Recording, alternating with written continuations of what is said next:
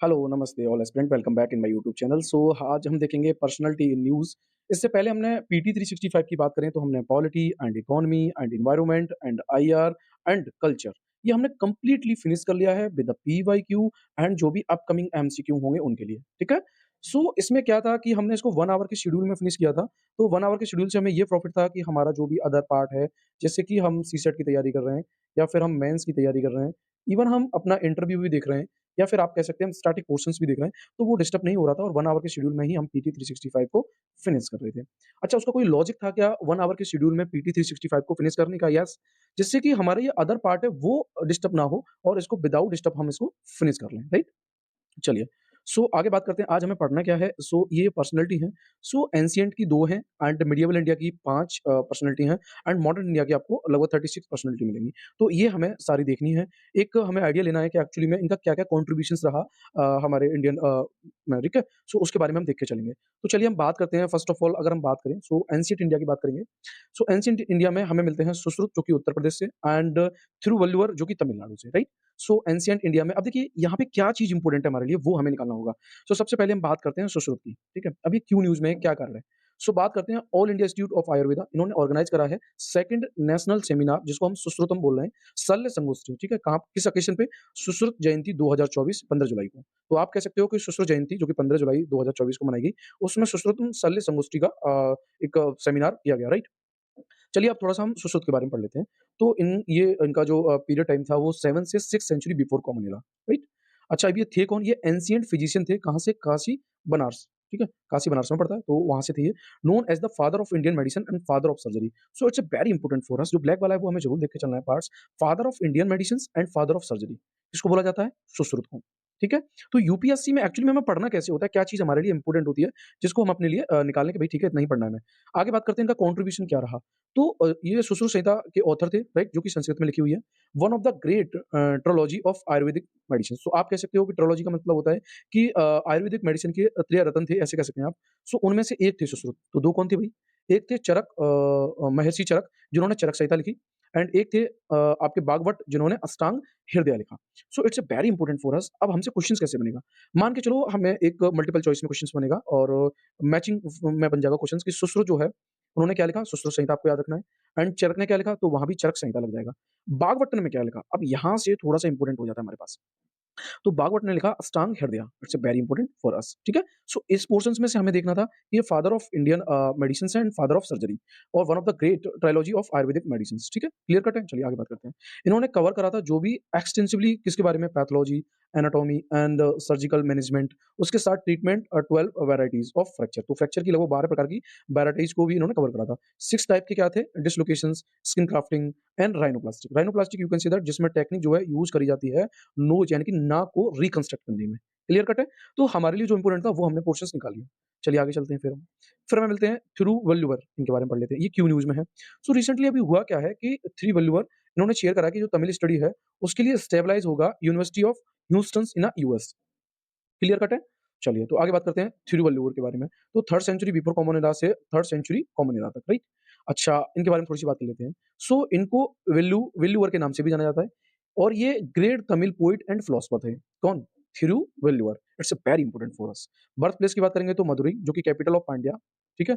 और थिरुकुरल्स की बात करेंगे तो ये आप कह सकते हो यहाँ पे एक वर्ड्स मिलता है हमें थिरुकुराल्स, ठीक है? ये एक्चुअली में क्या है? ये सेक्रेड वर्सेस है। सेक्रेड मतलब एक पवित्र छंद कह सकते हो, जिसमें कलेक्शंस हैं उनके कप्लेट जैसे ethics, politics, economy and love का, ठीक है?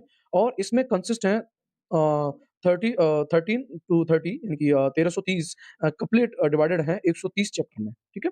चैप्टर की बात करें कुराल की, इसको कैटेगराइज़ करा गया है इनटू आराम जिसे हम बोलते हैं राइटनेसेस राइटनेसेस एंड पुरुल्स जो कि वेल्थ एंड कमाम यू कंसीडर लव के लिए। सो ये थोड़ा-सा हमें देखना है कि आराम जो कि धार्मिकता को दिखाता है, पुरुल जो कि धन को दिखाता है एंड कमाम जो कि प्रेम को दिखाता है, राइट?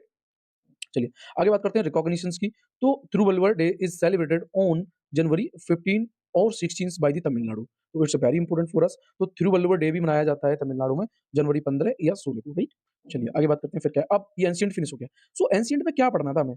भई हमें सुश्रुत के बारे में से देखना था कि ये क्या थे, क्या नहीं थे, इनका क्या कंट्रीब्यूशन था। इनके बारे में पढ़ना है कि थिरुकुराल्स हो सकता है आपसे क्वेश्चन पूछ ले कि एक्चुअली में जो है किसने लिखा है? तो थिरुवल्लुवर यहीं से नाम निकल के आ रहा है सीधा-सीधा। और यहाँ से एक और इनको कैटेगराइज़ करा गया अराम एंड पुरुल्स बेल्ट जो कि बेल्ट धन को दिखाता है एंड कमाम जो कि लव को दिखाता है। तो ये आपके लिए थोड़ा-सा और इम्पोर्टेंट हो जाता है। जैसे आपसे मल्टीपल चॉइस में क्वेश्चन पूछ लेगा कि आराम जो है वो किसको दिखाता है? राइट इनिशियल्स को मतलब धार्मिकता को एंड पुरुल्स किसको दिखाता है? बेल्ट को, ये आपको समझना है, ठीक है? एंड कमाम जो है वो लव को दिखाता है। तो ये आपको ज़रूर नोट कर लेना है कहीं भी, ठीक है? चलिए आगे चलते हैं फिर हम। अब बात करते हैं मिडीवल इंडिया की। सो इसमें क्या-क्या है हमारे लिए? यहाँ पे हम बात करते हैं सबसे पहले हमें मिलते हैं असम में। तो असम में देखेंगे हम श्रीमंत शंकरदेव एंड लचित बोरफुकन, ठीक है? जो कि असम में है। रानी दुर्गावती एमपी में एंड संत ध्यानेश्वर एंड संत तुकाराम ये आपको महाराष्ट्र में, ठीक है? तो मिडीवल इंडिया में आपको मिलते हैं लगभग 5 पर्सनैलिटी हैं तो उनको हम देखेंगे। सबसे पहले मिलते हैं हमें संत ध्यानेश्वर, तो उनके बारे में देखते हैं। क्या है, क्यों है न्यूज़ में? सो annual pilgrims of the Sant Dhyaneshwar Maharaj culminate on the auspicious day of Ashadhi Ekadashi. सो जो आषाढ़ी एकादशी होती है, आपने सुना होगा कुछ लोग एकादशी को व्रत भी रहते हैं। तो उनके यू कैन से दैट जो संत ध्यानेश्वर महाराज हैं, उनके एनुअल पिलग्रिम पे यू कैन से दैट वो बहुत ज़्यादा ऑस्पिशियस रहा, राइट? चलिए आगे बात करते हैं क्यों न्यूज़ में है? सो वो हमने देख लिया, बात करते हैं।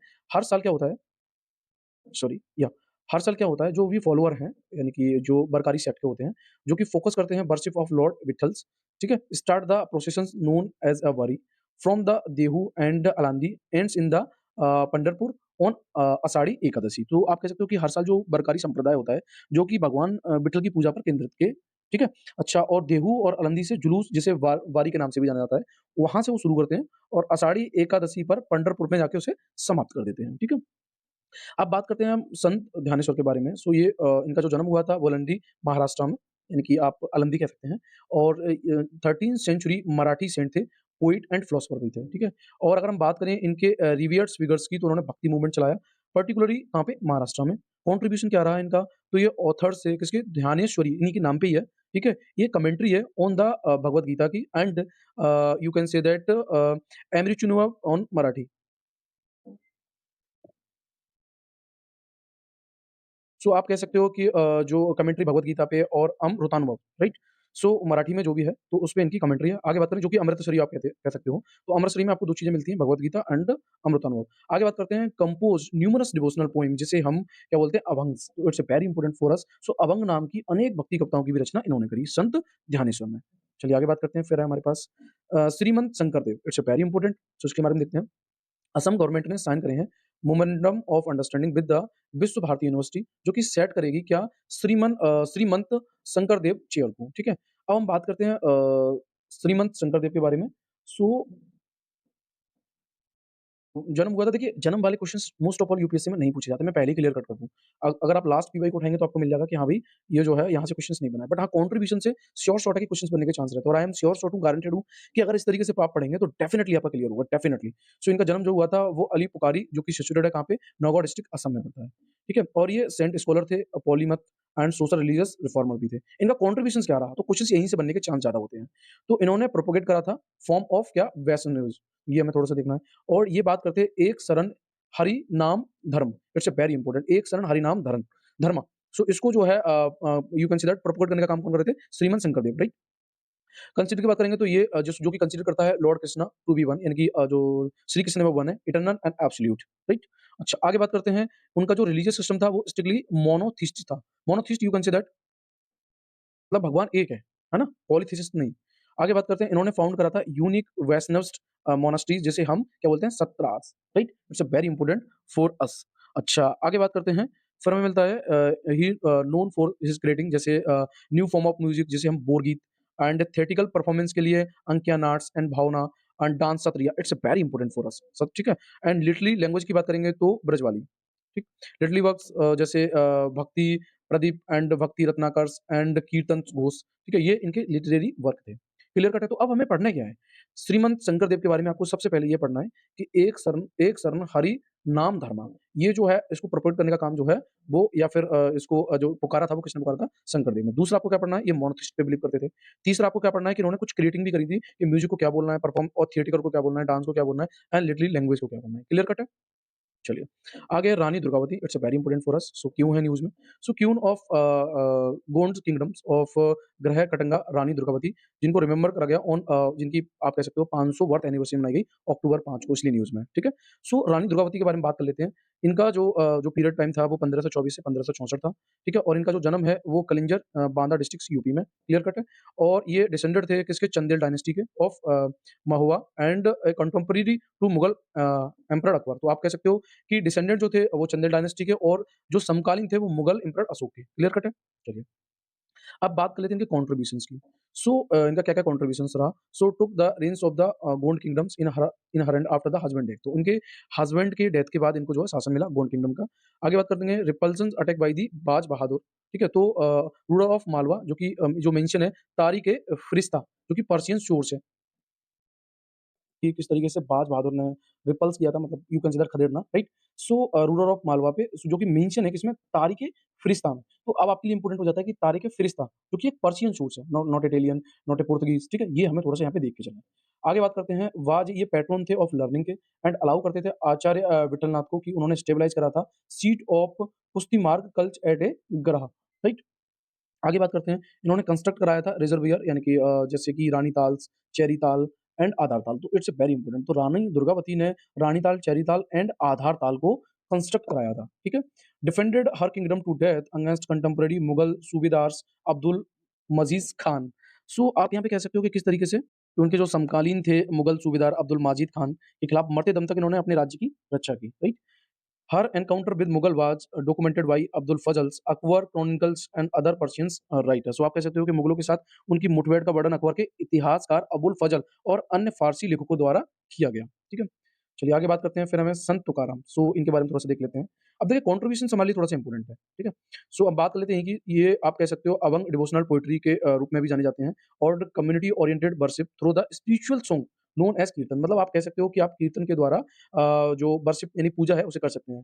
अभंग जो है वो प्रेज़ करते हैं लॉर्ड पांडुरंग्स और या विठल्स की, ठीक है? अब ये कौन है भई? ये चीफ डायटी है ऑफ वरकारी के, ठीक है? और ये अवतार है किसके? विष्णु जी के, ये आपको समझना है। लॉर्ड पांडुरंग और विठल्स। फेमस वर्क की बात करेंगे तो तुकाराम गाथा, जो कि मराठी में है, ठीक है? इंक्लूड अबाउट दी 4500 अभंग्स इसमें दिए हुए हैं। इनका जो वर्क है वो कंट्रीब्यूटेड है भक्ति मूवमेंट के लिए, and which emphasised equality, devotions to gods and social reforms. ठीक है? अच्छा, अब थोड़ा-सा हम देख लेते हैं ये न्यूज़ में क्यों है। तो महाराष्ट्र गवर्नमेंट ने अप्रूव करा है प्रपोज़ल कि वो रीनेम करेगा पुणे एयरपोर्ट का as a Jagatguru Sant Tukaram Maharaj Pune international airport. So it's very important for us. हो सकता है आपसे यूपीएससी में क्वेश्चन पूछ ले कि जो पुणे एयरपोर्ट है उसका नाम किस जो मिडिएवल जो पर्सनैलिटी उनके नाम पे बदला जाएगा। सो जगतगुरु संत तुकाराम महाराज के नाम पे। क्लियर कट है? अब थोड़ा-सा हम इनके बारे में बात कर लेते हैं कि 7th सेंचुरी के ये एक पोएट थे, जो कि कंटेम्परेरी थे शिवाजी महाराज के, ठीक है? एंड फिलॉसफर, जो कि रिलेटेड थे भक्ति मूवमेंट ऑफ महाराष्ट्र से, और ये बिलॉन्ग करते थे किससे? बरकारी सेक्ट से। तो अभी हमने जो भी मिडिएवल में पढ़े, ये सारे बरकारी सेक्ट से बिलॉन्ग करते थे। Along with the saint Dnyaneshwar, Eknath, Namdev, ये अभी हमने पढ़े, which flourished in medieval Maharashtra, right? चलिए, आगे बात करते हैं लचित बरफुकन की। सो इनके बारे में थोड़ा-सा हम देख लेते हैं। नए प्राइम मिनिस्टर ने अभी रिसेंटली अनवील करा है, मतलब आप कह सकते हो मोती का उद्घाटन जो भी है, स्टैच्यू ऑफ वैल्यूर 125 फुट ब्रॉन्ज में बनी हुई स्टैच्यू है। कहाँ पे? अहोम जनरल लचित बोरफुकन इन जोरहाट, असम में। क्लियर कट है? अब थोड़ा-सा हम बात कर लेते हैं लचित बोरफुकन के बारे में। सो 1622 से लेके 1672 में ये फर्स्ट वार उरवा यानी मिलिट्री ऑफ जुडिशियल हेड थे इन अहोम किंगडम में, ठीक है? जिसे हम बार उराहा बोलते हैं। क्लियर है? आगे बात करते हैं वार फुकन्स की। सो ये कमांडर इन चीफ कहाँ पे? अहोम आर्मी में, जो कि लीड कर रहे थे successful campaign against the Mughal के खिलाफ। तो मुगल के खिलाफ जो भी एक कैंपेन कर रहे थे वो लचित बुरफुकन। अच्छा, ड्यूरिंग द ये उस टाइम जो है जहांगीर एंड शाहजहाँ का शासन था। और इन्होंने ये फाउंडर थे पैक्ट प्रैक्टिस के। अब पैक्ट प्रैक्टिस क्या है? A system of force labour in the Ahom kingdom. So it's a very important. Pact practice ये सिस्टम्स है फोर्स लेबर का, कहाँ पे? अहोम किंगडम्स में, ठीक है?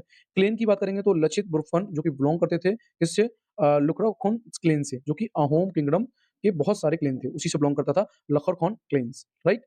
इनका रोल क्या रहा मिलिट्री चीफ में? तो ये किंग रहे स्वारगडो चक्रध्वज सिंह, जिनको अपॉइंट करा गया सॉरी, इनको अपॉइंट करा गया लचित बुरफुकन को। तो आप कह सकते हो कि जो लुकुर खुन राइट? सो यार no, no, no, no, no लुकुर खुन, ये सॉरी माफ़ी चाहूँगा मैं। यानी कि जो राज्य स्वर्गदेश चक्रध्वज सिंह ने लचित बोरफुकन को बनाया। तो ये नहीं पढ़ना इतना इम्पोर्टेंट नहीं है हमारे लिए, बट हमें फैक्ट जरूर देखनी है, right? In the authority Lachit Borphukan lead to Ahom force in victory of battle of Saraighat. It's very important for us. यानी कि इस अधिकार में लचित बोरफुकन ने सरायघाट में जो युद्ध हुआ था उसमें अहम सेना को विजय दिलाई। It's very important for us. So battle of Saraighat में जो है आप कह सकते हो कि अहम सेना जीती थी। किसके पीरियड टाइम में? तो आप कह सकते हो लचित बोरफुकन से, राइट? चलिए आगे चलेंगे फिर हम इंडिया की। तो अभी हमने देख लिया एंशिएंट एंड मिडिएवल, राइट? चलिए इसको देखते हैं क्या-क्या है। सो सबसे पहले हम यहाँ पे स्टार्ट करेंगे, देख लेते हैं एक बारी कौन-कौन है। जैसे असफ अली दिल्ली में देखना है हमें, एंड गोविंद बल्लभ पंत उत्तराखंड से। तो ये लोकेशंस वाइज़ दिए हैं। राम प्रसाद बिस्मिल, अशफाक उल्लाह खां एंड श्यामलाल गुप्ता प्रसाद, ये भी उत्तर प्रदेश से। कादम्बिनी गंगुली जो कि बिहार से, एंड तिलेश्वरी कोच जो कि असम से। और भी हैं जैसे फ़कीर लालन साहब, बिपिन चंद्र पाल, श्री अरविंदो एंड तारकनाथ दास, रास बिहारी बोस, अरुण चंद्र गुहा एंड सुकुमार सेन, प्रशांत चंद्र महालनोबिस, ये वेस्ट बंगाल से, शरत चंद्र बोस एंड लक्ष्मण नायक उड़ीसा से, एंड उसके बाद है कांतकुरी वी सिंगलम्स एंड फिंगली वेंकैया, ये आंध्र प्रदेश से, राइट? उसके बाद हमें मिलता है वेलिंगटम्स ओलांगुनथा, चिदम्बरम पिल्लईस एंड नरसिम्हा गोपालस्वामी अय्यर, ये भी तमिलनाडु से। उसके बाद मिलते हैं हमें संगठन्स तंपुरम्स एंड श्री नारायण गुरु, ये केरला से। रानी चेन्नम्मा एंड कमला देवी चट्टोपाध्याय कर्नाटका से। उसके राघोजी भांगरे एंड शिवारम हरि राजगुरु, ये महाराष्ट्र से। उसके बाद श्यामजी कृष्णा वर्मा एंड मदम भिकाजी कामा, ये गुजरात से। ठाकुर रणमत सिंह एंड चंद्रशेखर आजाद, ये मध्य प्रदेश से। सुचेता कृपलानी हरियाणा से। सो ये पर्सनैलिटी मॉडर्न इंडिया की, ये हमें देख लेनी है। और करतार सिंह सरवा एंड शहीद भगत सिंह एंड शहीद उधम सिंह, लाला हंसराय, ये आपको पंजाब से, राइट? तो चलिए हम चलते हैं सीधा-सीधा, सबसे पहले मिलते हैं हमें संत थंबुपुरम। सो संत थंबुपुरम के बारे में बात कर लेते हैं हम। या संत थंबुपुरम, राइट? सो बात करते हैं इनके बारे में, जो अभी ये न्यूज़ में क्यों है। सो पहले हम ये देखेंगे। या तो statue of greatest ruler of the Cochin dynasty, Sakthan Thampuran's in Kerala fails. तो अभी हुआ क्या है कि जो आप कह सकते हो ये जो केरला में अभी इनकी जो स्टैच्यू है वो फेल हो गई है, मतलब गिर गई है इसलिए न्यूज़ में, ठीक है? सो बात कर लेते हैं इनके बारे में। देखिए छोटी-सी बात भी न्यूज़ में आ जाती है कि भई क्योंकि ये बहुत ही स्पेशल पर्सनैलिटी हैं, जिनका बहुत ज़्यादा कंट्रीब्यूशंस रहा है इंडिया में, तो इसलिए देख रहे हैं आप, छोटी-सी बात भी है। बट ये छोटी-सी नहीं, बहुत बड़ी बात है अगर एक नज़रिए से देखा जाए तो, कि हमारे जो भी विद्वान हैं या जो भी पर्सनैलिटी हैं जिनका कंट्रीब्यूशंस रहा है इंडिया में, सो उनकी मूर्तियों को या तो इस तरीके से कभी-कभार आपने देखा होगा कि बहुत से एंटी सोशल एलिमेंट होते हैं, वो उसको तोड़ देते हैं, या फिर उसमें इतना मटेरियल गड़बड़ लगाया जाता है कि वो मूर्ति ऑटोमैटिकली थोड़ा-सा अगर स्टॉर्म आता है तो वो गिर जाती है ना? चलिए सो आगे बात करते हैं संतन थंबुपुरम की। सो इनका टाइम पीरियड जो था वो 1751 से 1805 रहा। राजा रामा वर्मा कुंजली पिल्लाई जो कि या फिर आप रामा वर्मा जो कह सकते हो 9th, जो पॉपुलरली जो जाने जाते थे संगतन थंबुपुरम के नाम से। क्लियर कट है? अब देखिए इनके जो 2 नाम है वो आपको याद रखने हैं कि राजा रामा वर्मा कुंजी Pillai and Rama Verma 9th, right? इन्होंने रूल करा था कोचीन किंगडम्स 1790 से लेके 1805 से, ठीक है? और ट्रांसफर करी थी सीट किसके लिए? कोचीन किंगडम्स के लिए। कहाँ से? थ्रू पुन्नीथुरा से लेके मॉडर्न डे जिसे हम त्रासूर कहते हैं। इन्होंने स्टार्ट किया था त्रासूर पूरम। अब ये क्या है? ये ट्राइब्यूट है टू लॉर्ड शिवा, ठीक है? अब tribute you can say that, आप कह सकते हो, ठीक है? सो उसकी शुरुआत करी और ये one of the Kerala largest temple festivals है, ठीक है? सो आपको याद रखना है कि यहाँ पे एक वर्ड मिला है हमें, तिरुसूर पूरम, ये क्या है भई? अब आपको याद रखना है कि ये केरला का बहुत बड़ा फेस्टिवल, टेंपल फेस्टिवल्स है, जिसमें त्राइसूर पूरम में क्या होता है कि लॉर्ड शिवा को श्रद्धांजलि दी जाती है। It's very important for us. He put an end of the institutions of the Yogi Thiripads and interested temple management to the government. तो आप कह सकते हो कि उन्होंने योगिया यात्रित्व संस्था को समाप्त कर दिया और मंदिर प्रबंधन का कार्य सरकार को सौंप दिया। It's very very important for us. So ये आप कह सकते हो कि योगी त्राईपद को जो है फिनिश कर दिया गया बाय दी संगठन थंबुपुरम के द्वारा। आगे बात करते हैं तो फिर हमें मिलती हैं रानी चेन्नमन। तो चेन्नम्मा आप कह सकते हो। सो इनके बारे में देखते हैं क्यों न्यूज़ में है। तो इनकी 200वीं एनिवर्सरी मनाई जा रही है। कमेमोरेटिव पोस्टेज स्टैम्प जो कि was released to celebrate Rani Chennamma glorious victory 23 October 1824 को अगेंस्ट द ब्रिटिश रूल। तो इन्होंने जो लड़ाई लड़ी थी, वो ब्रिटिश रूल के खिलाफ लड़ी थी, तो उसमें इनकी ग्लोरियस विक्ट्री हुई थी। इसलिए इनकी याद में क्या हो रहा है कि जो पोस्टेज स्टाम्प है उनको रिलीज़ करा गया, राइट? चलिए, आगे बात करते हैं, यानी कि आप कह सकते हो डाक टिकट अपनी हिंदी भाषा में। तो इनका जो जन्म हुआ था प्रेज़ेंट डे की बात करेंगे तो ये बेलागावी डिस्ट्रिक्ट जो कि कर्नाटका में पड़ता है। रानी चेन्नम्मा की अगर हम बात करें तो ये क्वीन थी कित्तूर की, ठीक है? इनकी डेथ के बाद उनके husband only sons she adopted Shivalingappa with aim of making him heir to throne of Kittur. तो यहाँ पे क्या है ना एक्चुअली में हुआ क्या था कि इनके जो हस्बैंड थे और बेटे की डेथ हो गई। उसके बाद इन्होंने क्या करा था एडॉप्ट करा था किसको? शिवलिंगप्पा को, ठीक है? और इनका मेन एम था कि वो इसको कित्तूर का उत्तराधिकारी बनाएँगे। ये आपके लिए थोड़ा-सा इम्पोर्टेंट हो जाता है। शिवलिंगप्पा, राइट? हाउएवर फिर भी क्या हुआ? British refused to recognise Shivalingappa under the doctrines of slabs and subsequently lead to revolts. तो यहाँ पे क्या हुआ था? अंग्रेज़ों ने जो आप कह सकते हो जो डॉक्ट्राइन ऑफ स्लैब्स यानी कि बेअबगत के सिद्धांत के तहत शिवलिंगप्पा को मान्यता देने से ये मना कर दिया कि भैया ये जो है, ये उत्तराधिकारी नहीं बन सकता। और इसी के परिणामस्वरूप जो है विद्रोह हुआ था। क्लियर कट है? अच्छा आगे बात करते हैं कित्तूर रिवॉल्ट से। तो देखिए रानी चेन्नम्मा की लड़ाई एक्चुअली में हुई क्यों थी? कि भई उनके हस्बैंड और बेटे की भी डेथ हो गई। उसके बाद इन्होंने शिवलिंगप्पा को गोद ले लिया था कि भई मैं इसको कित्तूर के उत्तराधिकारी बनाऊँगी। बट ब्रिटिश गवर्नमेंट भई शुरू से ही चला के आ रही थी ये वाली डॉक्ट्राइन ऑफ लैप्स, है ना? जो आप हिंदी में कह सकते हो कि व्यक्तिगत के सिद्धांत के अनुसार उन्होंने मना कर दिया कि भई ये जो है वो उत्तराधिकारी नहीं बन सकते। तो उसके बाद इनमें आपस में रिवॉल्ट्स हुआ, राइट? तो अंग्रेज़ ने हमेशा पॉलिसी ऐसी बनाई जिससे कि हमारे जो भी पर्सनैलिटी थी जो मिडीवल इंडिया की, उनको बहुत सारी चैलेंज का फेस करना पड़ा, ठीक है? कित्तूर रिवॉल्ट्स की बात करें 1824 की, तो ये आप first Indian armed rebellion against British east India company. तो आप ये कह सकते हो कि ये पहला आर्म्ड रिबेलियन था जो कि ब्रिटिश ईस्ट इंडिया कंपनी के खिलाफ लड़ा गया। It's a very important for us. So Kittur revolts को एक्चुअली में आप कनेक्ट करके देख सकते हैं, कौन देख रही थी? रानी चेन्नम्मा। आगे बात करेंगे फिर हमें मिलता है also one of the earliest women lead anti colonial struggle. It's very important for us कि ये women lead anti colonial struggle था, ठीक है? Through British lost first battle in 1824 Rani Chennamma was later captured and impressed till the her death in 1829। So देख रहे हैं आप कि किस तरीके से जो ब्रिटिश गवर्नमेंट ने रानी चेन्नम्मा को पकड़ लिया और उनको पकड़ने के बाद उनको you can say that impressed मतलब सज़ा दिलाई जब तक कि उनकी डेथ नहीं हो गई 1829 में। तो लगभग 1824 में जो बैटल हुआ उसके बाद उनकी 5 साल बाद डेथ हो गई। सो हमारे लिए इम्पोर्टेंट क्या हो जाता है पढ़ने के लिए? हमारे लिए इम्पोर्टेंट हो जाता है कि डॉक्ट्राइन ऑफ लैप्स ये क्या कहती है भई, ठीक है? और कित्तूर में एक्चुअली में कौन था, ठीक है? ये याद रहे ना रहे डज़न्ट मैटर बट आपको एक स्टोरी फॉर्म में थोड़ा-सा याद होना चाहिए कि ये युद्ध क्यों लड़ा गया। ये आगे बात करते हैं फ़कीर ललन शाह की। तो ये क्यों न्यूज़ में है? तो Indo Bangla world music festivals जिसको ऑर्गनाइज़ करा गया ढाका में, ठीक है? सेलिब्रेट करने के लिए 250 यानी कि 250वीं बर्थ एनिवर्सरी किसकी? फ़कीर लालन शाह की इसलिए न्यूज़ में है, ठीक है? आगे बात करते हैं फ़कीर लालन शाह की जो कि 1774 से 1890 इनका टाइम पीरियड है, ठीक है? और अगर हम बात करें तो हुरिसपुर जो कि जेंजा डिस्ट्रिक्ट जो कि मॉडर्न बांग्लादेश में पड़ता है। ये कंटेम्परेरी थे किसके? रामकृष्ण परमहंस के एंड स्वामी विवेकानंद के। इट्स वेरी इंपोर्टेंट फॉर अस। देखिए यूपीएससी में मोस्ट ऑफ ऑल क्वेश्चंस बनते हैं कि कौन पर्सनैलिटी किसकी कंटेम्परेरी थी। बट आपने देखा होगा कि जितने भी यूपीएससी में कंटेम्परेरी वाले क्वेश्चंस पूछे गए, वो मोस्ट ऑफ ऑल गलत होते हैं। फिर भी आपको एक बारी आइडिया इसका लेके चलना है। क्लियर कट है? इनका कंट्रीब्यूशंस क्या रहा? तो इन्होंने फाउंडेड करा था ललन अकराहा, ठीक है? अब ये क्या था? व्हिच हैड अराउंड जिसमें लगभग 10,000 फॉलोवर थे अक्रॉस द सभी रिलीजन से, ठीक है? और इन्होंने कंसीडर करा था he is considered as a father of Baul music. तो ये बाउल म्यूज़िक के यू कंसीडर्ड फादर के रूप में भी कंसीडर है। ये बाउल म्यूज़िक क्या है? ये एक्चुअली में बंगाल में यू कंसीडर्ड होता है। अच्छा, आगे बात करें इन 2008 में बाउल सॉन्ग जो था वो लिस्टेड हुआ UNESCO intangible culture heritage of the humanity में, ठीक है? और आगे क्या है हमारे पास? He also influence personality like Rabindranath Tagore and Nazrul Islam. तो ये जो है इन्फ्लुएंस थे रवीन्द्रनाथ टैगोर एंड राइट नज़रुल इस्लाम से, ठीक है?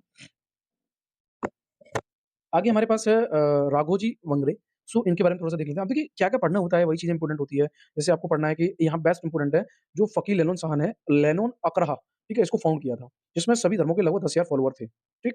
चलिए आगे बात करते हैं राघोजी वंगरे की, तो जो चीज़ इम्पोर्टेंट है वही निकालनी है हमें। So ministry of tribal affair ने recently paid homage at Raghoji Vangare. आप कह सकते हो कि मिनिस्ट्री ऑफ ट्राइबल अफेयर ने अभी एक्चुअली में इनको श्रद्धांजलि दी है इसलिए न्यूज़ में है। सो इनके बारे में बात करते हैं राघोजी वंगरे के बारे में। ये ट्राइबल रिवॉल्यूशनरी लीडर थे, ठीक है? जिनका जन्म जो है वो देवगाँव ऑफ अहमदनगर डिस्ट्रिक्ट जो कि महाराष्ट्र में पड़ता है। ये कोली कम्युनिटी से बिलॉन्ग करते थे, राइट? इनके जो फादर की बात करें रामजी राव वंगरे जो कि फेमस कोली राइजिंग में इन्होंने पार्टिसिपेट किया था, जो कि ये कोली राइजिंग जो हुआ था वो money lenders and British rule के खिलाफ था। रामजी राव वंगरे की बात करेंगे तो ये subsequently hanged in cellular jails. तो आप कह सकते हो कि इनको सेलुलर जेल में फांसी दे दी गई, राइट? कंट्रीब्यूशन क्या रहा वानगरे की बात करें, तो ये लीड कर रहे थे कोली कम्युनिटी को, ठीक है? Against exploitative money lenders and colonial rules. तो क्या हो रहा था कि जो मनी लेंडर यानी कि जो जमींदार थे और जो ब्रिटिश सरकार थी और ये जो कोली कम्युनिटी है, उनके जो भी ट्राइबल चीज़ें थी, उनको या फिर जो उनको यू कंसीडर नेचुरल जो भी उनके पास जो भी चीज़ें थी, तो उनको वो उनको जब वो डिस्ट्रॉय करते थे, उस टाइम्स जो है ये कम्युनिटी एक होती थी एंड देन फाइनली वो उसके अगेंस्ट में आते थे कि ये मनी लेंडर जो है, उनकी ज़मीन घेरना या फिर मान के चलो आप कह सकते हो कि उनका जो भी नेचुरल हेरिटेज है ना? उसको एक्सप्लॉइट कर रहे हैं, तो उन चीज़ों के लिए खिलाफ ये लोग आती थी कोली कम्युनिटी, ठीक है? तो उसको उसमें लीड कर रहे थे Raghoji Vankari. He was eventually capture ये 1847 में कैप्चर हुए किसके द्वारा? लेफ्टिनेंट गेल एंड पंडरपुर, ठीक है? एंड लेटर्स इनको भी फांसी दे दी गई। सो हमारे लिए सबसे ज़्यादा इंपोर्टेंट है कि रामजी वनकर जो थे वो रिलेटेड थे कोली राइजिंग से। इट्स वेरी इंपोर्टेंट फॉर अस। बस इतना ही देखना है। आगे बात करते हैं ठाकुर रामनाथ सिंह के बारे में।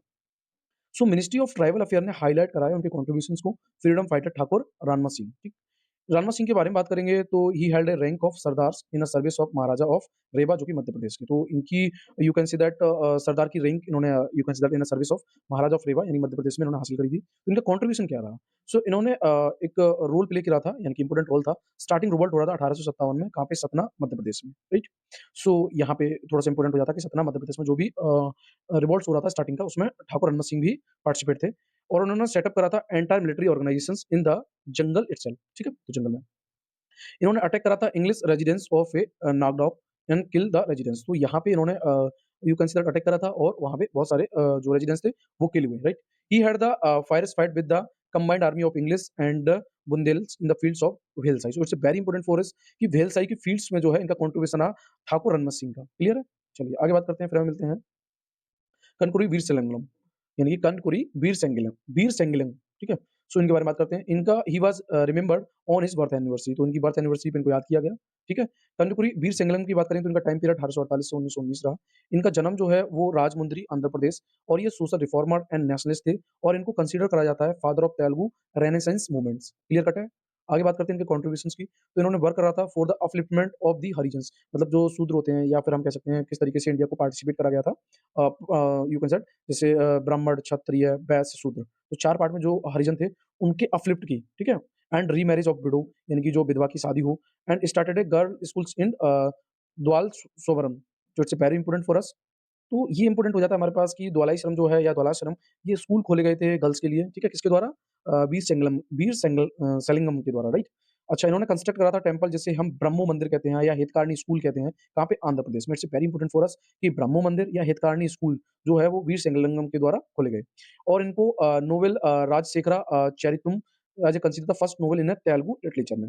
इन्होंने स्टार्ट किया था विवेका वर्धनी जर्नल को। क्लियर कट है? सो हमें ये 2 स्कूल देख लेने हैं, विवेका वर्धनी जर्नल देख लेना है, जो कि कानपुरी वीर सेंगलिंगम का है।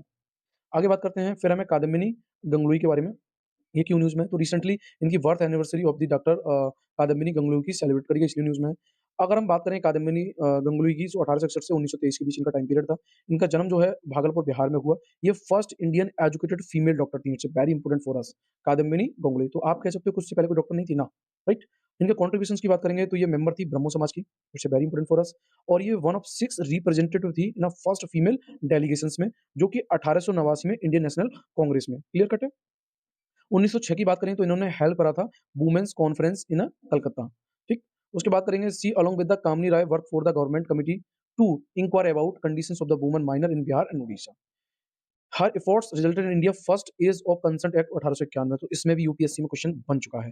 कादम्बिनी गांगुली जो थी वो इंडिया के first age of consent act 1891 में इनके एफर्ट से इसका ये रिजल्ट रहा, ठीक है? कि भाई जो शादी के लिए क्या होनी चाहिए, क्या नहीं, पढ़ाई के लिए क्या होनी चाहिए, क्या नहीं। तो ये सब डिसाइडेड करा था कादम्बिनी गांगुली ने, ठीक है? आगे हमारे पास Shri Narayan Guru, it's a very important personality for us. So इनकी 170 बर्थ एनिवर्सरी मनाई गई, ठीक है?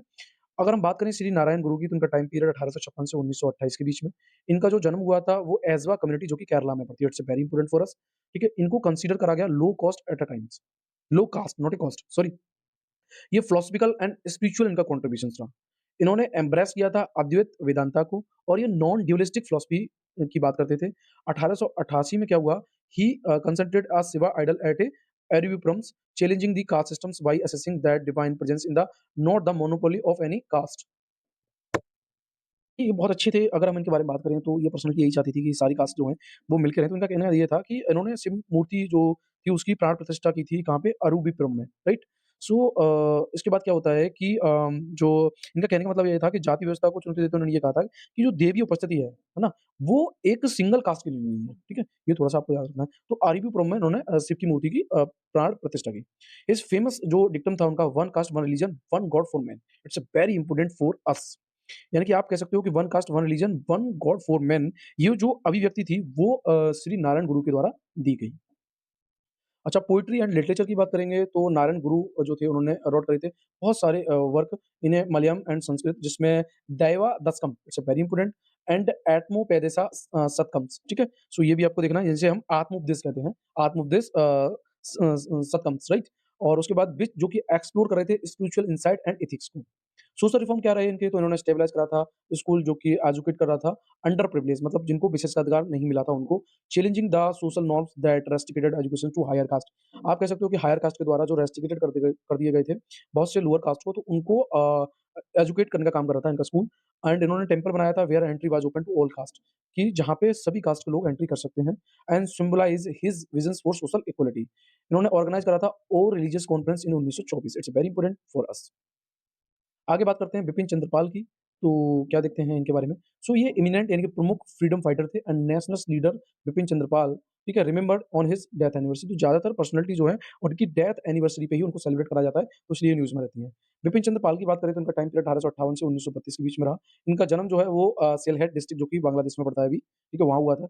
ही was one of the tribunate of the 3 greats extremist nationalist freedom fighters, popularly known as the Lal Bal Pal. तो आप कह सकते हो कि जो एक्सट्रीमिस्ट नेशनल फ्रीडम फाइटर थे लाल वाल पाल, ठीक है? उनमें से एक थे बिपिन चंद्र पाल। पाल तो इन्हीं का नाम है ना, ठीक है? आगे बात करते हैं तो लाल वाल पाल तो आपको पता ही होगा, before Bal Gangadhar Tilak and Lala Lajpat Rai, and Pal को बिपिन चंद्र पाल, राइट? ये पॉपुलराइज़्ड थे the concept of swadeshi and swaraj को। इनका मतलब था कि कंप्लीट इंडिपेंडेंस चाहिए हमें, आप नहीं। इन्होंने प्रीच करा था कंपोजिशन पैट्रोनिज्म को, है ना? एज़ अगेंस्ट द बाल गंगाधर तिलक's हिंदू नेशनलिज्म। ये he was impressed for the 6 month, इनको 6 महीने की सज़ा भी मिली, वंदे मातरम सेडिशस केस में, ठीक है? इन्होंने philosophy Bengal Vaishnavism, it's a very important, उसको उन्होंने लिखा था, किन्होंने? बिपिन चंद्र पाल ने। आगे बात करें इंपोर्टेंट पब्लिकेशन थी तो वंदे मातरम ये डेली था, एंड न्यूज़पेपर वीकली जर्नल था, एंड हिंदू रिव्यू ये मंथली था। सो अब इनके बारे में क्वेश्चन्स बनेगा कैसे यार? क्वेश्चन इनके बारे में भई ऐसे नॉर्मली पूछा जाएगा कि वंदे मातरम जो है वो किसने लिखा? न्यू इंडिया इसे किसने लिखा? ये जर्नल था किसका? बिपिन चंद्र पाल का, एंड हिंदू रिव्यू ये मंथली था, किनका? बिपिन चंद्र पाल का। इस तरीके से देखना होता है हमें, राइट? आगे बात करते हैं फिर हम श्याम जी कृष्ण वर्मा, तो इनके बारे में देख लेते हैं। इनका भी उसी तरीके से बर्थ एनिवर्सरी पे इनको सेलिब्रेट करा गया। सो इनकी बात करते हैं टाइम पीरियड की, तो 4 अक्टूबर 1857 से लेके 30 मार्च 1930 में, ठीक है, टाइम पीरियड था इनका। तो हम मेन कंट्रीब्यूशन देख के चलेंगे अब। सो आगे बात करते हैं, इन्होंने फाउंड करा था Indian home rule society, Indian house in London, जो कि कैरी कर रहा था एंटी ब्रिटिश एक्टिविटी को, ठीक है? और ये इंस्पायर्ड थे वीर सावरकर के द्वारा, जो कि member of Indian house in London. Publication की बात करेंगे तो जनरल इंग्लिश मंथली, जिसे हम इंडियन सोशियोलॉजिस्ट के नाम से जानते हैं, और ये फर्स्ट प्रेसिडेंट थे बॉम्बे आर्य समाज के, ठीक है? और इन्होंने एडमायर करा था दयानंद सरस्वती को, राइट? 1905 में barred from the practice law by inner temples, professional associate for the barristers in London, following charge of seditious. तो इन पे भी जो सेडिशंस का चार्ज था वो भी इन पे भी लगा था। In face of criticism shifted in his base from the England to Paris and continue his movements. तो इनको किस तरीके से शिफ्टेड करा गया था इंग्लैंड टू पेरिस के लिए, बट इन्होंने अपने मूवमेंट को फिर भी कंटिन्यू रखा। सो हमारे लिए इनके लिए पढ़ना क्या है? सबसे ज्यादा आपको पढ़ना है कि इन्होंने इंडियन होम रूल सोसाइटी और इंडियन हाउस इन लंदन को यू कंसिडर फाउंडेड करा था, जो कि कैरी करा था एंटी ब्रिटिश एक्टिविटीज। क्लियर है? आगे बात करते हैं madam Bhikaji Cama, it's very important for us, इनके बारे में बात करते हैं कि इनका क्या कंट्रीब्यूशन रहा। तो इनका टाइम पीरियड 1861 से लेकर 1936 के बीच रहा। प्रेजेंट डे की बात करेंगे तो जो कि स्टेट ऑफ गुजरात में पड़ता है, ठीक है? अच्छा, इनका जो जन्म हुआ था, you can see that Navsari district में। अच्छा, इनको मदर ऑफ इंडियन रिवॉल्यूशन के नाम से भी जाना जाता है, इट्स वेरी इंपोर्टेंट फॉर अस। और इन्होंने एडवोकेट करा था इंडियन फ्रीडम को अब्रॉड यानी कि विदेश में ले जाके। इनका कंट्रीब्यूशन क्या रहा? इन्होंने स्टार्टेड करा था Paris editions for the of the Vande Mataram के लिए, ठीक है? जो कि सर्कुलेट कर रहा था information about the freedom of movements and garner supports national and internationally. तो आप कह सकते हो कि जो पेरिस एडिशन था, जो कि वंदे मातरम का था, उसको इन्होंने स्टार्ट किया था, और ये जो भी इन्फॉर्मेशन था उसको देश और विदेश में भी यू कैन से दैट फैला रहा था। 1905 में इन्होंने को-फाउंडेड पेरिस इंडियन सोसाइटी, जिसको हम भारत मंडल के नाम से भी जानते हैं। अगस्त 22, 1907 को ये first persons to hoist Indian flag on the foreign soil in Stuttgart, Germany. So तो आप कह सकते हो कि जर्मनी का you can say that Stuttgart एक शहर है, वहाँ पे पहली बार इंडियन फ्लैग को you can say that hoist करा गया था, यानी फहराया गया, आप ये कह सकते हो, फहराया गया, राइट? अच्छा, आगे बात करते हैं फिर जो फ्लैग था, वो अनफोल्ड हुआ था was the co design by the Cama and Swamiji Krishna Varma के द्वारा। क्लियर है? तो अब यहाँ पे हमें पढ़ना क्या है? देखिए, सबसे पहले आपको ये पढ़ना है कि मदर ऑफ इंडियन रिवॉल्यूशन के नाम से किसे जाना जाता है? मैडम भीकाजी कामा को। और जो जर्मनी की स्टुटगार्ट जो शहर है, वहाँ पे फ्लैग पहली बार किसने अनफर्ड करा था? वो आपको याद रखना है, मैडम भीकाजी कामा के द्वारा। श्री अरबिंदो की बात करते हैं तो इनकी भी बर्थ एनिवर्सरी पे इनको ट्राइब्यूट करा गया। सो बात करते हैं इनके बारे में। इनका जो टाइम पीरियड था 15 अगस्त 1872 से लेके 5 दिसंबर 1950 के बीच में। इनका जन्म कोलकाता वेस्ट बंगाल में हुआ। ये Indian nationalist, poet, philosopher and yogi भी थे। कंट्रीब्यूशन की बात करेंगे तो ये फाउंडर थे यूथ क्लब एंड अनुशीलन समिति। It's a very important for अस, आपसे क्वेश्चन यही पूछा जाएगा। और इनको अरेस्ट करा गया था अलीपुर बॉम्बे केस 1908 के रिगार्डिंग। और ये एसोसिएट थे जनरल लाइक जैसे जुगान्तर, वंदे मातरम्स एंड कर्मयोगी से, ठीक है? इन्होंने स्टेबलाइज़ करा था श्री अरबिंदो आश्रम, जो कि पुडुचेरी में पड़ता है, 1926 में, ठीक है? उसके बाद इन्होंने एम्फसाइज़ किया था on the concept of spiritual nationalism and conceptualised international yoga systems को। बुक्स की बात करेंगे तो the life divine, Savitri, easy on the Gita and synthesis of yoga, defence of Indian culture, right? आगे बात करते हैं फिर अब हमारे पास अरविंद घोष के लिए पढ़ने के लिए क्या है? It's a very important for अस आपको ये 2 चीज़ ज़रूर देख लेनी है कि इन्होंने यूथ क्लब अनुशीलन समिति के ये फाउंडर थे और अलीपुर बॉम्बे केस में इनको अरेस्ट करा गया था और जुगान्तर, वंदे मातरम एंड कर्मयोगी में भी ये एसोसिएटेड थे। आगे बात करते हैं तारकनाथ दास की, तो इनकी बर्थ एनिवर्सरी पे इनको भी you can see that tribute करा गया। सो इनके बारे में देख लेते हैं। इनका टाइम पीरियड 15 जून 1884 से लेके 22 दिसंबर 1958 तक रहा। इनका जन्म जो है 24 परगना बंगाल, ठीक है? और इनके बारे में थोड़ा-सा हम देख लेते हैं। ये कंट्रीब्यूशन क्या रहा? इन्होंने जॉइन करा था रिवॉल्यूशनरी ऑर्गेनाइजेशन अनुशीलन समिति, जो कि फाउंडर थे कौन? ये अभी हमने पढ़ा था इससे पहले श्री अरबिंदो, राइट? तो उसको उन्होंने जॉइन किया था और इन्होंने स्टेबलाइज़ करा था जिसको सतीश चंद्र बोस एंड प्राणनाथ मित्रा इन्हीं कोलकाता, ठीक है? स्टार्ट करा था एंटी ब्रिटिश न्यूज़पेपर जिसे हम फ्री हिंदुस्तान कहते हैं इन यूएसए। और उसके बाद 1913 में क्या होता है Taraknath Das he was the assisted with the Gadar movement. It's a very important UPSC में क्वेश्चन बन चुका है यहाँ से। आगे बात करेंगे तो ये इम्प्लीकेट करते हैं इंडो जर्मन कॉन्स्पिरेसी केस 1970 और स्टेबलाइज तारकनाथ दास फाउंडेशन 1935 में इन्होंने प्रमोट करा था एजुकेशनल एक्टिविटी को, जो कि प्रोत्साहित कर रही थी culture relations between the USA and Asian countries. Clear cut है? सो हमें इनके बारे में पढ़ना है कि इन्होंने रिवोल्यूशनरी जो ऑर्गेनाइजेशन था अनुसूचित समिति उनको इन्होंने ज्वाइन करा था और आपको ये भी पढ़ना है कि फ्री हिंदुस्तान या एंटी ब्रिटिश न्यूज़पेपर जो है वो तारकनाथ दास के द्वारा दिया गया। आगे बात करते हैं फिर हम वेलिंगनम ओलंगनाथ चिदम्बरई पिल्लई के बारे में, ठीक है? सो इनका टाइम पीरियड जो था 5 सितंबर 1872 से लेकर 18 नवंबर 1936 के बीच में। पॉपुलरली बात करें तो ये कप्पा लोटिया तमिलियन के नाम से भी जाने जाते हैं, ठीक है? एंड सेक्चुथा सेमिलन, ठीक है? सो इसका मतलब है कि scholarly gentry who suffered at the oil press, he was the first Indian to run a swadeshi ship. सो आप कह सकते हो कि ये पहले इंडियन थे जिन्होंने स्वदेशी शिप यानी कि नाव जो है उसको चलाया था 1906 में एंड ये डिसाइपल थे लोकमान्य तिलक के, ठीक है? इंटरेस्टेड की बात करें तो इन्हें labour welfare and participate and Tuticorin coral mills strikes में, तो जो तूतीकोरन कोरल मिल स्ट्राइक चली थी 1908 में, इनमें इन्होंने पार्टिसिपेट करा था। लिटरेचर की बात करेंगे तो जैसे Meyyarams and Meyyarivu and commentary on the Thirukkurals and compliant ancient work of Tamil grammar and तोल का पीएम में भी इनका वर्क रहा है। क्लियर कट है? तो ये थोड़ा-सा आपको देखना है। आगे बात करते हैं करतार सिंह सरवा के बारे में। सो इनकी बर्थ एनिवर्सरी पे भी इनको 24 मई को यू कैन से ट्राइब्यूट करा गया। सो देखते हैं करतार सिंह की। सो आगे देखते हैं, यहाँ थोड़ा-सा माफ़ी चाहूँगा मैं। या सो करतार सिंह सराभा के बारे में बात करें तो इनका 1896 से 1915 के बीच का टाइम पीरियड रहा। कंट्रीब्यूशन क्या रहा इनका? तो ये मेंबर रहे गदर पार्टी के, ठीक है?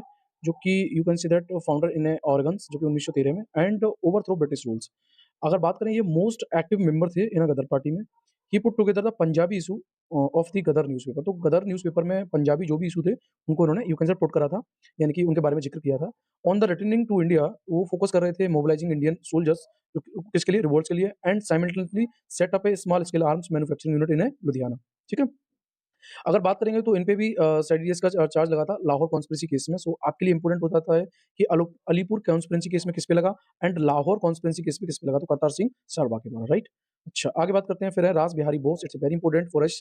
सो इनके बारे में थोड़ा-सा हम बात कर लेते हैं। इनका जन्म जो है वो बंगाल में हुआ वर्धमान डिस्ट्रिक्ट्स में और डीपली इंस्पायर्ड थे फ्रेंच रिवॉल्यूशंस 1789 के द्वारा। इनका जो कंट्रीब्यूशन था वो युगांतर ग्रुप ऑफ रिवॉल्यूशनरी में रहा under the leadership of Motilal Roy के द्वारा।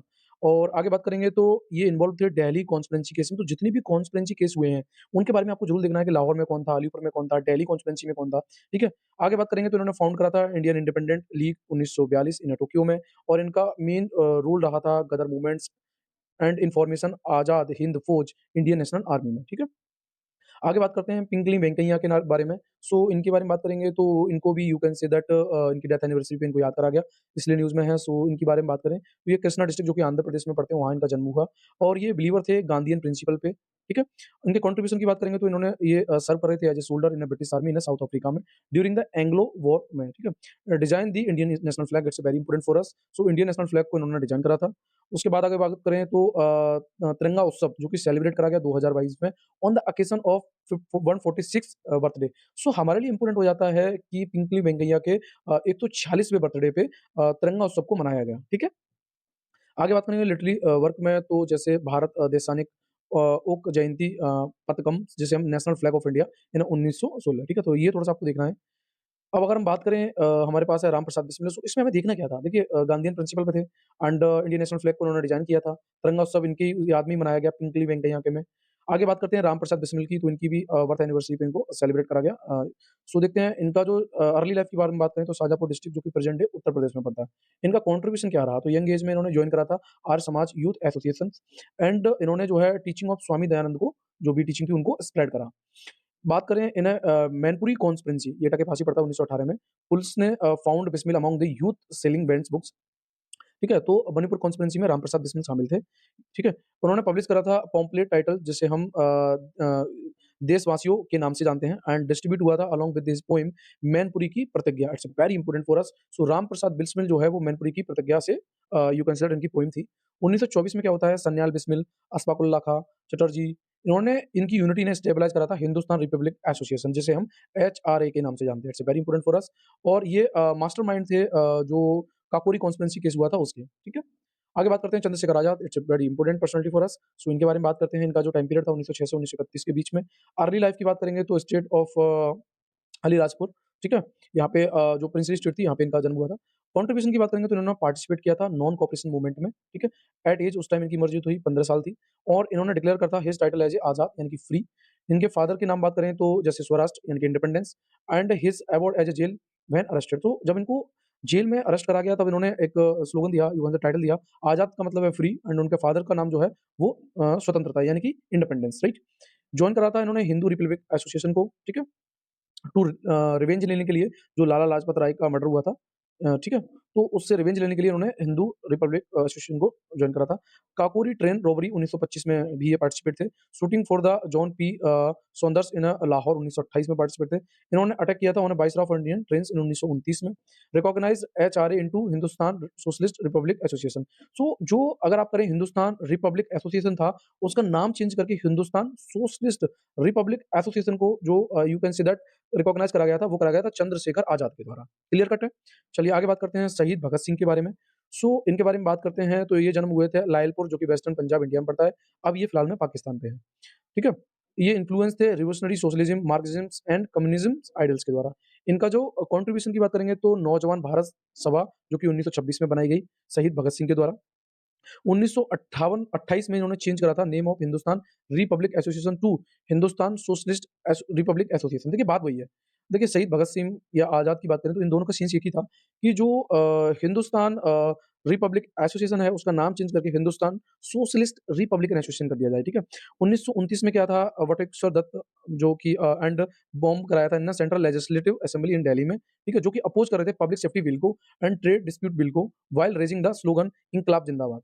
तो इन्होंने वटेश्वर दत्त और शहीद भगत सिंह ने सेंट्रल लेजिस्लेटिव असेंबली दिल्ली में बम गिराया और वहाँ पे नारा लगाया, इंकलाब जिंदाबाद। देखिए हमारे जो शहीद थे उनके बारे में अगर जितनी प्रशंसा करी जाए तो कभी-कभार यार बड़ा ऐसा लगता है कि किस तरीके से आज़ादी हमने प्राप्त करी है। सो वर्क थे why I am an atheist and autobiography discourage the jail notebook. तो ये जो है इनके वर्क थे। ठीक है? अशफाक उल्लाह खान की बात करेंगे तो रिसेंटली इनका जो इनको भी ट्रिब्यूट दिया गया असली न्यूज़ में है, मतलब श्रद्धांजलि आप कह सकते हो। इनका जन्म जो है 1900 में शाहजहाँपुर उत्तर प्रदेश में, ये भी उत्तर प्रदेश के थे। और कंट्रीब्यूशन की बात करेंगे तो इन्होंने you can say Ashfaq Ullah Khan, Ramprasad Bismil, Sachindra Nath Bakshi and जोगेश चंद्र चटर्जी, इन्होंने फाउंड करा था Hindustan republic association 1924। It's very important for us. इनके मैनिफेस्टो में जो टाइटल था वो था रिवोल्यूशनरी। ठीक है? अच्छा आगे बात करेंगे तो इन्होंने स्टेबलाइज करा था federal republic of united state of India by an organised and arm revolutionary. इन्होंने पार्टिसिपेट किया था काकोरी ट्रेन एक्शंस 1925 में, और इनको यू कंसीडर अवॉर्डेड करा गया बाय द डेथ सेंटेंस। ठीक है? इनके साथ थे रामप्रसाद बिस्मिल, राजेंद्र लहरी एंड रोशन सिंह। ठीक? आगे बात करते हैं शहीद उधम सिंह की। तो इनके बारे में थोड़ा सा देख लेते हैं, तो क्यों न्यूज़ में है, क्या कारण है और इनका क्या-क्या कंट्रीब्यूशंस रहा। सो यहाँ पे देखेंगे हम, या सो सॉरी देखते हैं हम आगे क्या है। थोड़ा-सा डिस्टर्ब हो गया, इसके लिए माफ़ी चाहूँगा। चलिए उधम सिंह के बारे में बात करते हैं। सो मार्टरडम डे यानी कि जो शहादत दिवस है 31 जुलाई को मनाया गया, ऑफ ए शहीद Udham Singh has been observed. ठीक? अब आपको याद रखना है कि जो मार्टरडम डे है वो 31 जुलाई को मनाया जाता है किसके उपलक्ष्य में? शहीद उधम सिंह के रूप में। ठीक है? अब इनके बारे में बात करते हैं उधम सिंह के बारे में। तो इनका जो जन्म हुआ था वो संगरूर डिस्ट्रिक्ट पंजाब में हुआ, और ये डीपली इन्फ्लुएंस थे किसके द्वारा? भगत सिंह के द्वारा। और ये विटनेस थे जलियांवाला बाग मैसेकर जो हुआ था, जलियांवाला कांड हुआ था, एंड वो to avenge the sames. Contribution and work की बात करेंगे तो इन्होंने फॉर्म किया था Azad party in Chicago as a party of Gadar party. ये ध्यान रखना है आपको। आगे बात करते हैं फिर हम, तो वन ऑफ द 13 मार्च की बात करें 1940 में, तो शूट माइकल ओडायर, यानी कि माइकल ओडायर को इन्होंने शूट करा था, who was the lieutenant governor of Punjab when the Jallianwala massacres took place. ठीक? चलिए आगे बात करते हैं। फिर हमारे पास शिवारम हरि राजगुरु। सो इनके बारे में देख लेते हैं क्या-क्या इनका कंट्रीब्यूशंस रहा है। तो ये you can say that Rajguru के साथ सुखदेव भगत सिंह। ठीक है? इन्होंने पार्टिसिपेट किया था जो भी ब्रिटिश ऑफिसर जो जॉन सॉन्डर्स हुआ था। ठीक है? इन्हें 1928 में, तो इनको असाइनेशन दे दिया गया, मतलब आप कह सकते हो जो ये थी कि जो लाला लाजपत राय की यू कैन से दैट मौत का बदला लेने के लिए इन लोगों ने राजगुरु एंड सुखदेव एंड भगत सिंह, ठीक है? तो इन्होंने एक पार्टिसिपेट करा और इन्होंने क्या करा, जो जॉन सैंडर्स था, है ना? उसकी हत्या करने में एक साथ आए, आप ऐसे कह सकते हो, ठीक है? सो ऑन मार्च 23, 1931 में all 3 great freedom fighter Rajguru, Bhagat Singh and Sukhdev, इनको हैंग करा गया जब तक इनकी डेथ ना हुई। यू कैन से दैट फांसी दे दी गई bye the British government of, ठीक है? कहाँ पे? लाहौर में। मार्च 23 को ऑब्ज़र्व है एज़ ए शहीद दिवस के रूप में, जिसमें श्रद्धांजलि दी जाती है उनकी शहादत के लिए, तो ये आपको याद रखना है। सो हमारे लिए यूपीएससी में क्वेश्चन क्या बनेगा? हमारे लिए यूपीएससी में क्वेश्चन बनेगा कि शहीद दिवस जो है वो कब मनाया जाता है? तो मार्च 23 को, क्लियर कट है? आगे बात करते हैं शरत चंद्र बोस की, तो इनके बारे में देख लेते हैं। तो इनका एक्चुअली में क्या हुआ है कि freedom fighter Sharat Chandra Bose was renamed on his 135 birth anniversary September 6, remember not renamed, तो इनको याद करा गया। तो देखते हैं क्या-क्या है इनका बारे में बात करें तो इनका जो जन्म है वो कटक उड़ीसा में हुआ और ये मेंबर थे बंगाल लेजिस्लेटिव काउंसिल के, ठीक है? And part of the Indian national Congress के भी। इनको इलेक्ट करा गया था एज़ ए एल्डरमैन जो कि मल्टीपल टाइम्स इन्हें कलकत्ता कॉर्पोरेशंस में। अच्छा, आगे बात करते हैं इनके कंट्रीब्यूशंस की, तो इनका क्या कंट्रीब्यूशन रहा, तो सिविल डिसोबीडियंस मूवमेंट, ठीक है? सो इनको इन्होंने यू कैन से लेफ्ट हिज प्रोफेशनल प्रैक्टिस, अपनी जो प्रोफेशनल प्रैक्टिस करते थे उसको छोड़-छाड़ के इन्होंने सिविल डिसोबीडियंस मूवमेंट को जॉइन करा, जिसे हम सीडीएम कहते हैं 1923, ठीक है? इनको अरेस्ट करा गया 1932 में 3 साल के लिए due to his involvement in CDM, क्योंकि वो सिविल डिसोबीडिएंट मूवमेंट में भाग ले रहे थे इसलिए। आगे बात करें, इन्होंने सोशलिस्ट अलाइनमेंट्स में भी पार्टिसिपेट किया, जिसमें फॉरवर्ड ब्लॉक शामिल था। फॉरवर्ड ब्लॉक की बात करेंगे जिसको फाउंड करा गया इनके ब्रदर नेताजी सुभाष चंद्र बोस के द्वारा। अच्छा, आगे बात करेंगे इन्होंने अपोज किया था partition of Bengal and Punjab over religious lines. तो जो बंगाल का पार्टीशन हो रहा था या फिर पंजाब का रिलीजियस को लेके जो भी एक लाइन बन रही थी, उनका भी अपोज किया था इन्होंने एंड रिजाइन दिया था फ्रॉम कांग्रेस वर्किंग कमेटी 1947 में। पब्लिश न्यूज़पेपर इन्होंने कौन-कौन से करे, जैसे socialist Republic and Mahajati and the Nations, ठीक? आगे बात करते हैं नरसिम्हा गोपाल स्वामी अय्यर के बारे में। सो इनके बारे में थोड़ा-सा देख लेते हैं। सो इनका जो जन्म है अगर हम बात करें तो टाइम पीरियड जो है वो 1882 से 1953 के बीच, और ये administrative freedom fighter and politician रहे, ठीक है? इन्होंने जॉइन करा था Madras civil service and was appointed the Dewan और prime minister of Jammu and Kashmir 1937 के। इनका मेन कंट्रीब्यूशन क्या रहा? तो ये इलेक्टेड हुए थे काउंसिल ऑफ स्टेट के लिए 1943 से 47, लगभग 5 साल के लिए। ये पार्ट थे 7 member drafting drafting committee of Indian constitution. तो ये हमारे लिए थोड़ा-सा इंपॉर्टेंट हो जाता है कि जो ड्राफ्टिंग कमिटी थी इंडियन कॉन्स्टिट्यूशंस की, जो कि 7 मेंबरों की थी, उसमें ये शामिल थे नरसिम्हा गोपालास्वामी अय्यर, ठीक है? इन्होंने हेल्प करा था आर्टिकल 70 को शेप देने में। रिपोर्ट की बात करेंगे तो reorganisations of machinery of government in 1949 में, ये सर्व कर रहे थे ministry of defence, railway and transport के रूप में। आगे हमारे पास लक्ष्मण नायक, इनके बारे में बात कर लेते हैं थोड़ा-सा। तो ही was the tribal leader of Bhumiya community, it's a very important. तो लक्ष्मण जो नायक थे, वो भूमिया कम्युनिटी के एक यू कैन से दैट वो भूमिया कम्युनिटी एक ट्राइबल थी, उसके लीडर थे ये, ठीक है? कहाँ से? उड़ीसा से, ठीक है? और ये he was famous as the Gandhi of मलकारी रीजन्स। तो जो मलकांगरी रीजन्स हैं, वहाँ के ये गांधी ग्रुप में भी जाने जाते हैं, क्योंकि ये बिलीव एंड फॉलो करते थे Gandhian principle of truth, non violence, peaceful and non corporation को, ठीक है? इनके कंट्रीब्यूशन की बात करेंगे तो ये पार्टिसिपेट करते थे इंडिविजुअल सत्याग्रह 1914 40 वाला, और ड्यूरिंग क्विट इंडिया मूवमेंट्स यानी भारत छोड़ो आंदोलन में 1942 में, उन्होंने आस्क करा था हिज फॉलोअर जो भी ट्राइब्समैन थे कि respond to the call do और die by the Gandhi ji, करो या मरो, ठीक है? He strength the principle of Swaraj, इन्होंने जो प्रिंसिपल स्वराज था उसको स्ट्रेंथन करा एंड एडवोकेटिंग करा use of charkha through the door to door campaign के द्वारा। उसके बाद हम बात करते हैं तिलेश्वरी कोच की, तो इनके बारे में थोड़ा-सा देख लेते हैं। इनको भी इनकी डेथ एनिवर्सरी पे याद करा गया। इनके फादर जो थे वो बाबा बारुआ, ठीक है? बर्थ प्लेस की बात करेंगे तो निज भोरगांव, जो कि पड़ता है आपका सोनीपत डिस्ट्रिक्ट असम में, ठीक है? सोनितपुर में, ठीक है? कंट्रीब्यूशन की बात करेंगे तो आप कह सकते हो कि ये shot by the British on September 20, 1942 में during the quit India movements while attempting the host the tricolour at a police stations in the Dhekiajuli along with other freedom fighters. So यहाँ पे कहानी ये थी कि भई एक वहाँ ढेकियानजुली आप कह सकते हो। ढेकियानजुली एक्चुअली में एक पुलिस स्टेशन था। तो वहाँ पे क्या था कि उन्होंने पुलिस स्टेशन था, वहाँ पे तिरंगा फहराने का प्रयास किया था, ठीक है? उस टाइम ही और भी उसमें स्वतंत्रता सेनानी थे, उसी टाइम जो है इनको गोली मार दी गई, ठीक है? अच्छा, आगे बात करते हैं फिर इनके बारे में थोड़ा-सा। This incident sometimes called a Dhekiajuli martyr, यानी कि आप कह सकते हो देक्वांजलि शहादत के नाम से भी जाना जाता है, ठीक है? एंड द इसमें और क्या था हमारे पास, थोड़ा-सा देख लेते हैं। एंड ओनर जो थे Dhekiajuli town mark September 20 as a martyr day. तो it's very important for us कि सितंबर 20 को शहादत दिवस के रूप में भी जाना जाता है।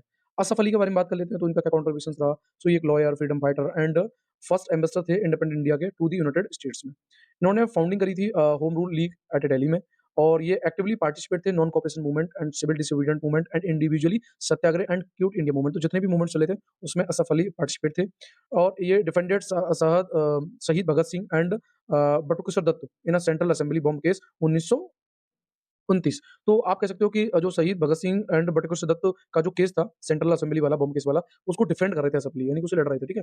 इलेक्टेड हुए थे ये सेंट्रल लेजिस्लेटिव असेंबली 1935 में as a member of Muslim national party group में। आगे बात करते हैं अरुण चंद्र गुहा की, तो इनके बारे में थोड़ा-सा देख लेते हैं। ये इनका जन्म जो है वैरीसाल वेस्ट बंगाल ईस्ट बंगाल में हुआ और ये मेंबर थे कॉन्स्टिट्यूट असेंबली के, ठीक है? इनका कंट्रीब्यूशन क्या रहा? सो इन्होंने starting taking interest in political during the स्वदेशी मूवमेंट 1905। तो आप कह सकते हो कि इन्होंने स्वदेशी मूवमेंट 1905 जो चल रहा था, उसमें भी इन्होंने पार्टिसिपेट करा।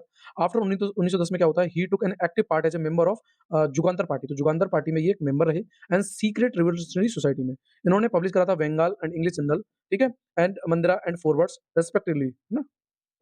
और subscribe to Jitendra Nath Mukhopadhyay alias Bagha Jatin's German plans. तो जो वाघ जतिन्स का जिमेनियन प्लान्स था, उसमें भी इन्होंने एक्टिवली पार्टिसिपेट किया था अरुण चंद्र गुहा ने, ठीक है? लिटरेरी वर्क की बात करते हैं तो सृष्टि सुवात and first spark of revolution.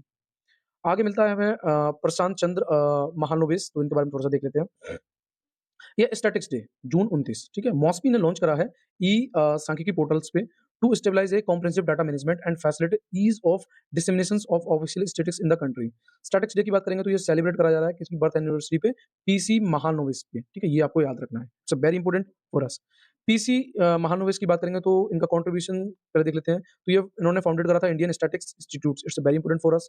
और इन्होंने स्टेबलाइज करा था national sample survey 1950 and setup करा था सेंट्रल स्टैटिस्टिकल ऑर्गेनाइजेशंस।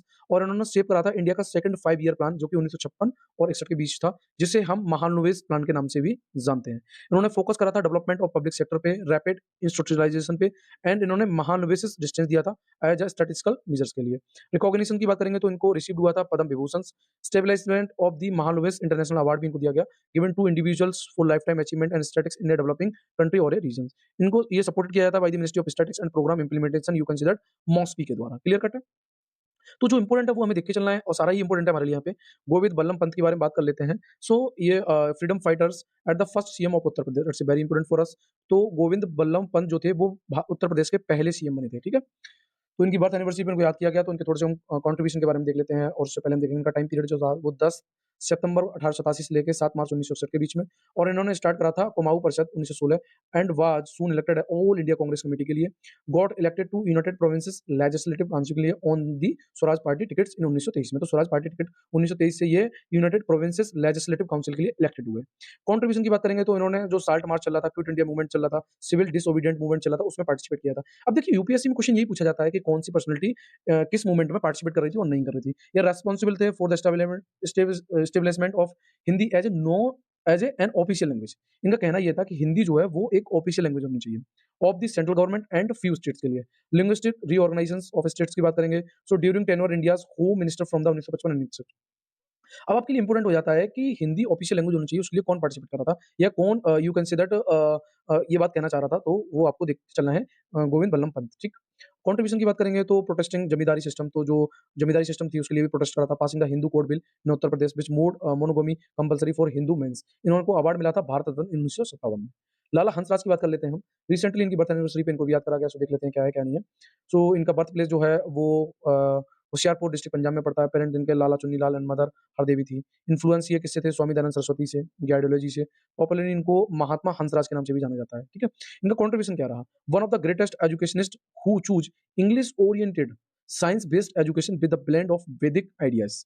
इन्होंने को स्टेबलाइज करा था फर्स्ट दयानंद एंग्लो वैदिक स्कूल सिस्टम, ठीक है, लाला हंसराज ने। डीएवी इन लाहौर 1886 में with the Gurudutt Vidyarthi and serve as its first headmaster. इन्होंने प्रपोज कर रहा था influence of the Ashoka Dharmachakra at the centre of national flag. So हमारे लिए इंपॉर्टेंट हो जाता है कि नेशनल फ्लैग के सेंटर में अशोक धर्मचक्र जो है उसको शामिल किए जाने का जो है जिक्र सबसे पहले किया था लाला हंसराज ने। आगे बात मिलते हैं हमें सुकुमार सेन के बारे में थोड़ा सा देख लेते हैं, तो क्या क्या इंपॉर्टेंट है इनके लिए। सो इनका कंट्रीब्यूशन, ये first chief election commission of India रहे जिनका टाइम पीरियड 1950 से 58 के बीच रहा और कंडक्ट कर रहा था first 2 Lok Sabha elections of India 1952 and 57 में, ठीक है।